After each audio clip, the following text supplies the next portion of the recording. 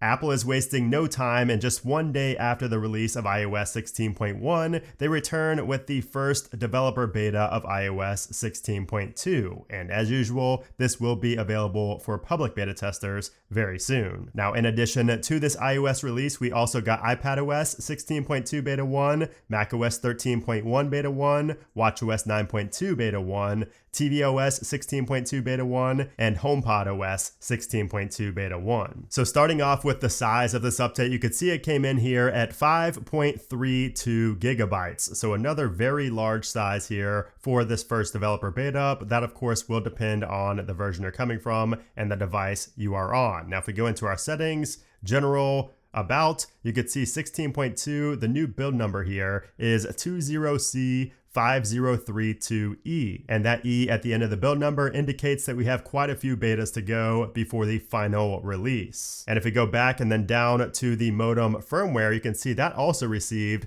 a pretty major update here. So it's now 1.21.01 on the 14 series, and that should help improve with cell connectivity, which has been struggling for the 14 series. All right, so now what's new here in iOS 16.2 Beta 1? And the first thing is a brand new application. So now once you install 16.2 Beta 1, you will see a new application called Freeform. So this was talked about and introduced at the Worldwide Developers Conference earlier this year, and then it was delayed in 16.1, and now finally with iOS 16.2, we have the Freeform feature. Now, this is available for iPhone, iPad, and Mac, but it's going to be most useful for the iPad and the Mac. So this is essentially just a big collaborative digital canvas application to allow iPhone, iPad, and Mac users to collaborate in real time. And the first time you open up the application, you will see this splash screen right here, which helps you understand what this app is all about. So it says, get creative, sketch out a project, design a mood board, brainstorm ideas, and so much more. And then it says, build your board, add media, files, links, text, and more anywhere on a board to design your creative space. And then the most important one down here is collaborate with others. And it says, invite people to your board and develop your best ideas together in real time. So this feature, like I said, it's mainly going to be used on the iPad and on the Mac, especially the iPad, because you can use the Apple Pencil with it. It's very, very optimized for Apple Pencil usage. But the cool thing about this is that there's so much you can do, but you could also collaborate while on a FaceTime call. So kind of like SharePlay, you could do this while on a FaceTime call. And that's where I can see this being very beneficial, especially if you work remote and wanted to collaborate with another person,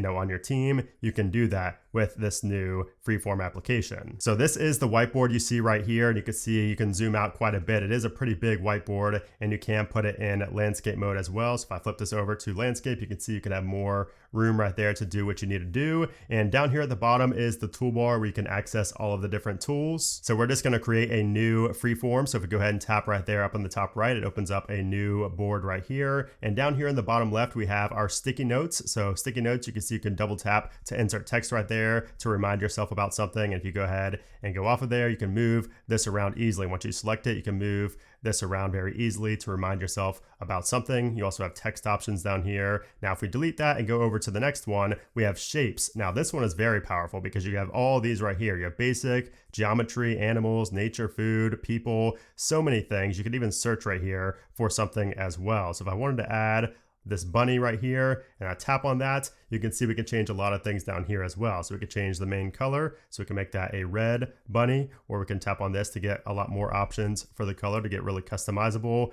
Then we have the border right here. So we tap on that border, you can see it creates a little outline around this bunny right there. So you could change the color of that if you want to as well. We have text, a lot of options down here. For text, this is not a text field, but you can see there are a lot of options for the text right there. We have these three dots as well, so you could do all of these things from this menu as well, like cut, copy, paste. We have auto size text, the style, constrain proportions. You have so many different options in here. Even a description, you could add a description of that specific shape. And then we have the pen over here. So of course, this is going to be very beneficial if you have an Apple Pencil. You will be able to draw out everything. And I think the Apple Pencil is going to be where the real magic happens with this, because you can really treat it like a real whiteboard. But you can do that right there. You can of course draw out like that, and then tap on done. Over here on the far right, we have a lot of ways to enter basically just any type of media like photos or videos. You can scan a document, insert a link, or insert from files right there. And then up top, we have our undo button. We have our share, which is actually not working right now. So I was trying to get this to work with another device, but I was not able to because I get this error every time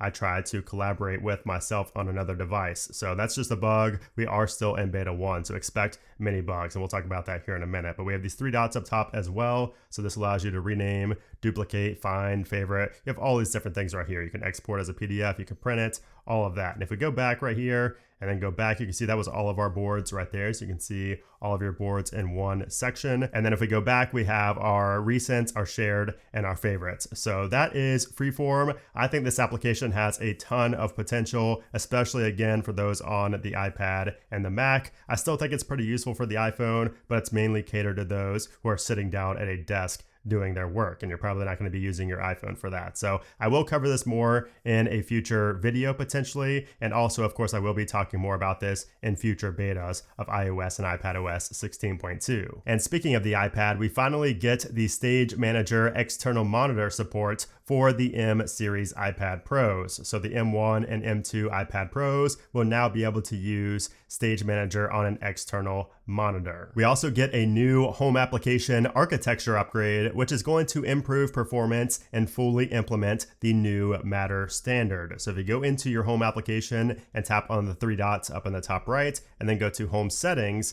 and then to Software Update, you will see up top that we have a new alert that says Home Upgrade Available. Home now has a new underlying architecture that will improve the performance of your home. Now, if we tap on the Learn More button right here, you will see we have this splash screen, and if we tap on Continue, you can see that it requires the new HomePodOS 16.2 beta. So you can see right there, tvOS as well. So HomePodOS and tvOS both need to be on 16.2 beta for this to work. Now I have the beta profile installed, so I can simply tap on download now or update now, and it will update the beta for my HomePod. And I am expecting performance to be greatly improved with this. I mean, anytime there's a new underlying architecture, that should make a massive difference in performance. So I will be testing this out. I will let you guys know, my findings in this weekend's Apple Weekly video. And speaking of Matter, if we go back into our settings and go to General, you can see that we still do not have the Matter settings in here. So this appeared briefly in iOS 16.1 in the betas, but it was not in the final release, and I still don't have it here in 16.2. So hopefully after that update, after I get 16.2 on my HomePod and the whole architecture upgrades, I will get that back. But again, I will let you guys know in the next Apple Weekly episode. Now, while we're in this section, we also have another change right here. So if we go to our settings, General, and then Software Updates, you will see that the font here, the text that says iOS 16.2 is not only bolder, but it's also bigger than it was on previous versions of iOS. So I don't even need to bring another iPhone in here for comparison. You guys can probably tell it's much bigger and bolder now. And then heading back into the settings, if we go down to the TV application right here, you will see if we go down, we have live activities back in the TV settings. Now, if we go to that, what's interesting is that it's just blank. There's nothing here. So I'm not sure what to think of this because Apple, of course,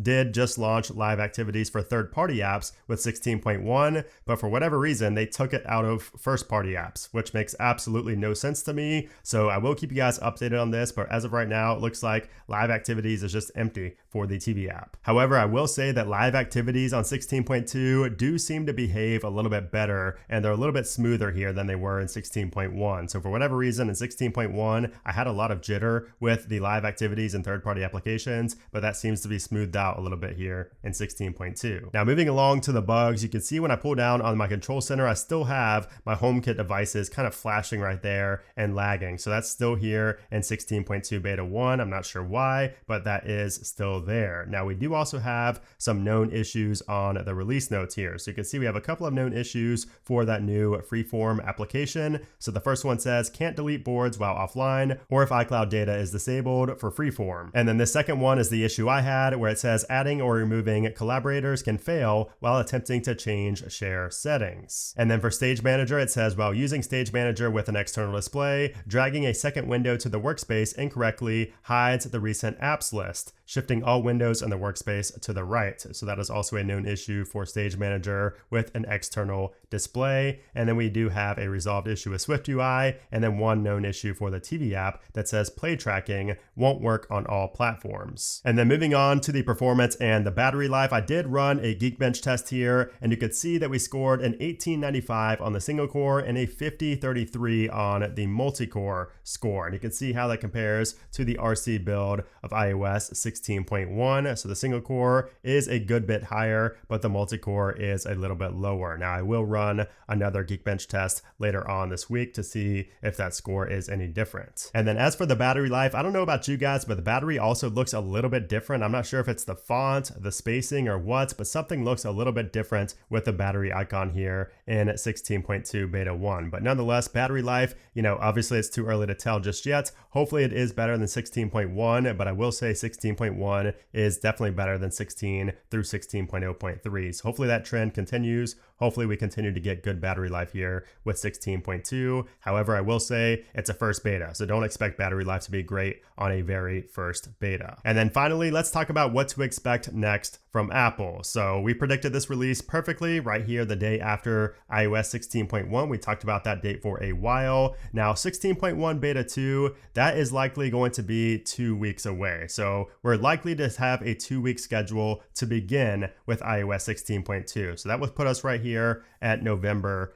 8th. Now it is possible to be on a weekly release schedule, but Apple usually does 2 weeks after we get to the 0.2 versions of these iOS releases. So I would expect that sometime around November 8th. Now the final version of iOS 16.2, I would honestly not expect that until probably early December. So late December or late November is a possibility, but I think December is the most likely. Most likely, the first or second week of December. So right here on the 5th seems like a good likelihood for that release. But of course, a lot of things can change. Now, as far as what to expect in November, so we are coming up very quickly on November, I would expect to see a 16.1.1 in the meantime before we get 16.2, just to fix up any bugs or any security issues that may arise from now until then. And as always, you guys know to keep it locked here on the channel. I will bring you guys everything you need to know about these iOS releases. I'm sure if you're subscribed, you already know that, but if you're watching for the first time, make sure you hit that subscribe button down below because I always inform you about these iOS updates. But anyways, guys, there you have it. That is iOS 16.2 beta 1. It really not a ton changed here, but we do have 2 features that were very long delayed and they're finally here, and that is Freeform and Stage Manager with an external display. But as always, if you guys enjoyed this video, I would appreciate if you give it a thumbs up. Also, make sure to subscribe for more iOS 16